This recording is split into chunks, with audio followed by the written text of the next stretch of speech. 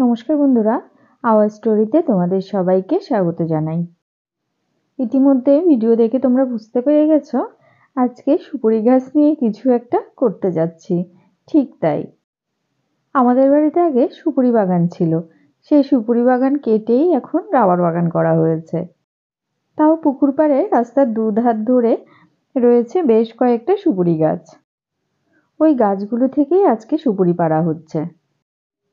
বেশ কিছুদিন পরপরই পাশের গ্রামের একটা ছেলে আসে খোঁজ নিতে সুপুরি পাড়াবে কিনা।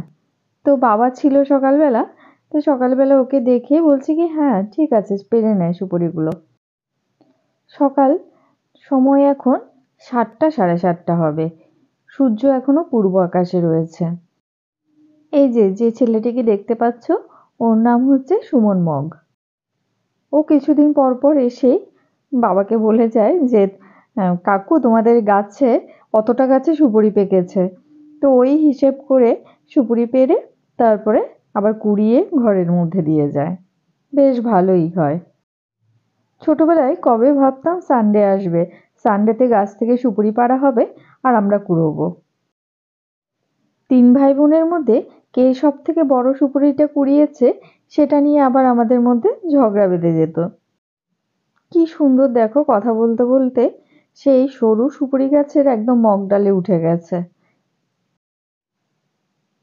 এক এক গাছও 20 টাকা করে নেয়। তোমরা যদি কেউ সুপুরি পাড়াতে চাও ওর সাথে কিন্তু যোগাযোগ করে নিতে পারো। প্রথম প্রথম ক্যামেরা করছি বলে ও একটু লজ্জা পাচ্ছিল, এখন আবার ফ্রেন্ডলি হয়ে গেছে। মোটামুটি ও টুকটুক করে 5-6টা গাছে সুপুরি পেরে নিয়েছে, এবারে কুড়িয়ে নেওয়ার পালা। আমাদের চ্যানেল আওয়ার স্টোরি ভিডিওগুলো যদি তোমাদের ভালো লাগে তাহলে অবশ্যই চ্যানেলটাকে সাবস্ক্রাইব করে নেবে এবং পাশে থাকা বেল আইকনটাকে প্রেস করে দেবে। এতে করে যখনই আমি নতুন ভিডিও আপলোড করব সাথে সাথে নোটিফিকেশন তোমাদের কাছে পৌঁছে যাবে। আর আজকের ভিডিওটা ভালো লাগলে লাইক, শেয়ার এবং কমেন্ট করতে কিন্তু একদম ভুলবে না। সকালে ভীষণ কুয়াশাও পড়েছে আজ। তো সুমন ওইদিকে পুকুর পাড়ের দিকে সুপুরি কুড়াচ্ছে, তো আমি ভাবলাম আমিও একটু ওকে হেল্প করে দিই। আমিও কয়েকটা কুড়িয়ে বালতিতে রাখছি। রিককে কতবার করে ডাকলাম চল সুপুরি পাড়ছে দেখবি, ও ঘুম থেকে উঠছেই না। এত আলসি ছেলে, 8:30টার কমে ঘুম থেকে উঠতেই চায় না। স্কুল খুললে যে কি করবে ঠাকুর জানে। তবে এবছর দেখছি সুপুরির সাইজ খুব একটা বড় হয়নি, ছোট ছোটই হয়েছে।